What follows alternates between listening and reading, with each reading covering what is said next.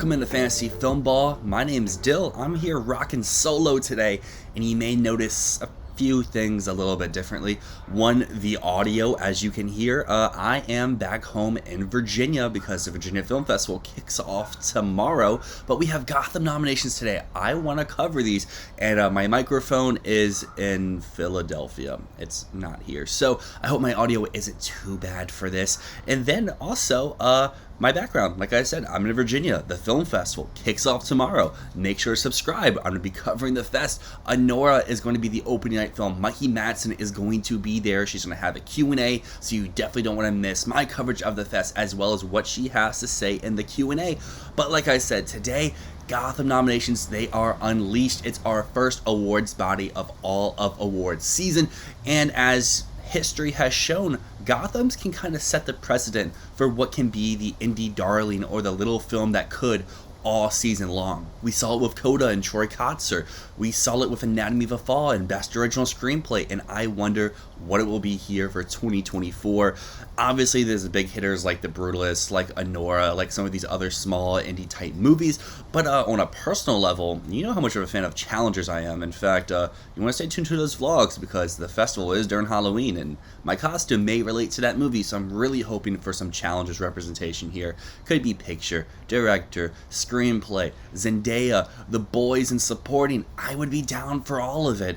And then with some other movies, I mean, Substance is a film we haven't really got to talk about here on the channel. The longer the Substance has stayed with me, the more I have enjoyed it, so I'd love to see it pop up in maybe director or screenplay. Would love to see a Demi Moore or Margaret Qualley mentioned here. But without further ado, let's dive into these Gotham nominations because they went live about 10 minutes ago, so let's do it. So it looks like our first category is going to be Breakthrough Performer, and at least looking at this list right away, my old ass, really fun movie, really happy to see Maisie Stella here. I thought she really just embodied that role. She was funny, she was charming, she nailed the dramatic scenes, and that my girlfriend really liked my old ass as well. We both enjoyed it, and Dee Dee's here as well, Nickel Boy's Brandon Wilson. Interesting to see that Brandon Wilson is the one here and not Ethan Harris. I found them both to be pretty phenomenal inside this movie, just the way they were able to express themselves without you seeing their face because you're looking through their POV, and really happy to see Brandon Wilson pop up, Maisie Stella, Isaac Wayne, all cool nominations here in Breakthrough Performer. Okay, we're just hopping straight into Outstanding Supporting Performance. Yuri Borisov, Honora. I know Matt will be very happy to see that. He's been banging the drum for Borisov all season long since he saw the film out in Cannes. Karen Culkin, A Real Pain. Danielle Deadweiler, The Piano Lesson. Bridget Lumley Payne, TV Glow. Natasha Lyonne, His Three Daughters. There we go, the film shows up. Clarence Macklin, Sing Sing. That's what I forgot to mention at the top of this video. Sing Sing is still one of my favorite films of all of 2024. So, Matt may be banging the Borisov train. I am here for Clarence Macklin. Let's get him to be a season sweeper. Katie O'Brien, Love Lies Bleeding is an interesting nom. Guy Pearce, Brutalist, of course. Adam Pearson, A Different Man. He's the highlight of that movie for me. And then Brian Tyree Henry, The Boy, The Fire Inside. People love Brian Tyree Henry. I am people included. So, even though this film kind of has mixed buzz, I traded away in Filmball, I could see a little campaign happen for him because supporting actor is kind of weak. Alright, lead performance, Pamela Anderson, The Last Showgirl. And as soon as I start talking about this, the neighbors are mowing their lawns. So on top of not having a mic, you get to hear some but Pamela Anderson, Last Showgirl. Buzz has been high for this performance, just the movie seems to be mid. I may see it in Virginia, I may not. Brody Brutalist, good nom. Coleman Domingo, Sing Sing, good nom. Baptiste for Hard Truths, Nicole Kidman for Baby Girl, Keith Kupner, Ghostlight, Mikey Madsen for Honor, there is Demi Moore for The Substance, Saoirse Ronan, The Outrun, and Justice Smith, TV Glow. So, at least through the performance category, sad to see no challengers representation so far, but Demi Moore at least gets into lead. Sing Sing is showing up in both categories, same for The Brutalist. And of course, we have Mikey Madsen, who I'll see in person tomorrow, popping up in lead performance as well. Alright, Breakthrough Director.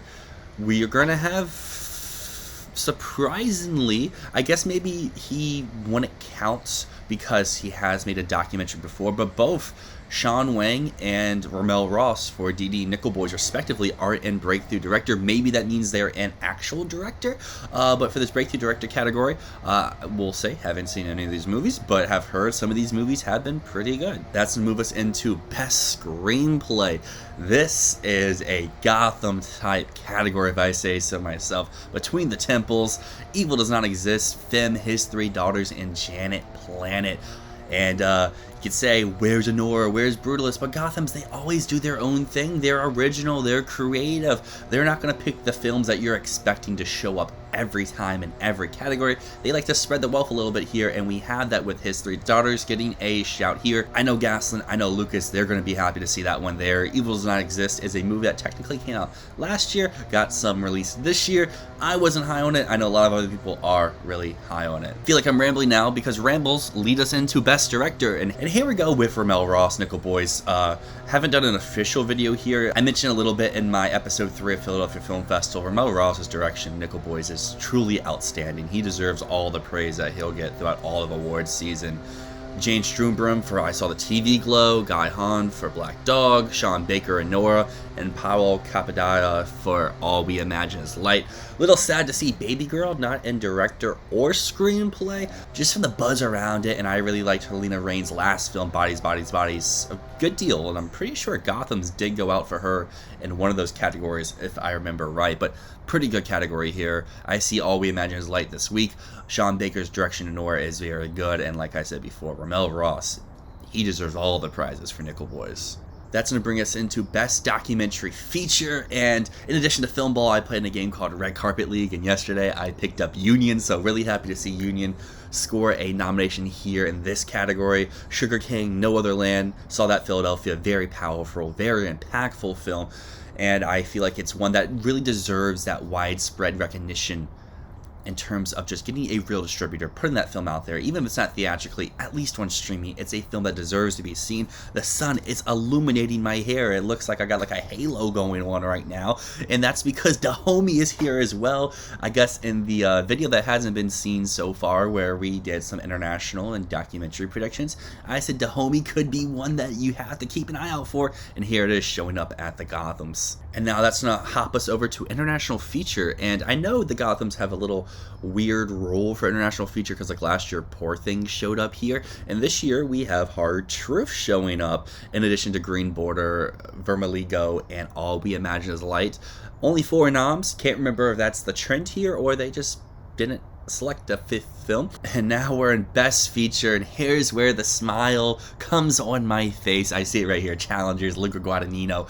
It's my favorite film of the year, even above Dune Part 2. So I'm just glad Challengers at least got one thing here at the Gothams. Nickel Boys is here as well. Love that film. Love all the acclaim that we'll continue to get. Both Amazon MGM films. I hope they somehow can make a campaign for both of them at the actual Oscars. Then we have Honora in feature. Baby Girl gets in here for Best Feature, and then A Different Man. So 2 A24s, 2 Amazon MGMs, and 1 Neon here. I've seen 4 of these 5 films, and I enjoy 4 of these 5 films. I look forward to seeing Baby Girl whenever I get the chance to. A little sad it wasn't at Philadelphia or Virginia Film Festival, but it's A24. I know we'll get an actual release at the end of the year, but I'm actually kind of really happy with these Gotham nominations overall. But yeah, I'm really happy with these Gotham nominations overall. I mean, as I said at the top, Challengers would love to see it pop up. It only gets 1 nomination, but it's a pretty big one. And then I guess I'm also a little surprised to see Sing Sing not in screenplay, not in director, not in feature. Maybe it's the whole Gotham thinking like, oh, this film already has the buzz, already has the acclaim, we don't really need to propel it up. But I mean, they put Honora there, so at least to me, Brutalist and Sing Sing not being in picture isn't a major red flag. It's just showing that they clearly like Honora more than those films to give Honora that extra nomination. Nickel Boys had a really good day, got into director, got into picture, got into breakthrough performer. Really happy to see that for that film. Substance, Demi Moore, lead performance, happy to see that as well. And like I said, my overall tone here with the Gothams is just happy. I always love when we dive into actual awards season because there's so much build-up. Oscars end in like March, and then you have March, April, May, until you really have any real traction inside the season. That's when Cannes happens. And then after May, it's kind of like June, July, August, September. Nothing's really happening until you have with like Venice, and you have Toronto kicking off, and then now I actually get to dive into festival season here just with Philadelphia, dive into Virginia here later this week, and now we're also diving into awards bodies. It's a fun time of the season. If you want to join us for the fun ride, consider dropping a subscription, dropping a like, dropping a comment with what nomination you're most happy to see today, because the under talked about thing with YouTube is like, you can like videos, you can watch them, but if you're not commenting, if you're not sharing, it's not showing the videos to other people, and we just love all the support that we get out there from you all. But until next time, my name's Dyl. This has been Fantasy Filmball. Look at the halo.